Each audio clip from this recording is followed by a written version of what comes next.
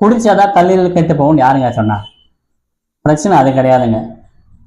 கல்லீரல் கெட்டு போறதுக்கு நிறைய காரணங்கள் இருக்கு. முக்கியமா நம்ம எடுத்துக்கிற மருந்து மாத்திரைகள், ரெண்டாவது நம்ம எடுத்துக்கிற உணவு முறைகள், மூணாவது நம்ம சரியா தூங்கல அப்படின்னா கல்லீரல் பாதிப்பு கண்டிப்பா ஏற்படும். இதுக்கு தான் நம்ம அதிதி ஏற்படுத்தல லிவர் பூஸ்ட் அப்படிங்கிறத ஒரு சிறப்பு நம்ம கொடுத்துருக்கோம்.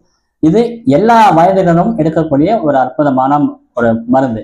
இந்த மருந்தை கண்டினியூஸா எடுத்தோம் அப்படின்னா கல்லீரல் சார்ந்த பிரச்சனை எதுவும் வராது. அதாவது நம்ம உடம்புலயே ராஜ உறுப்புகள்ல பெரிய உறுப்பு எதுன்னு பார்த்தீங்கன்னா கல்லீரல் தான். இந்த பாதிப்பால குழந்தைங்களுக்கும் இந்த பிரச்சனை வரும். என்னன்னா சரியா சாப்பிட மாட்டாங்க.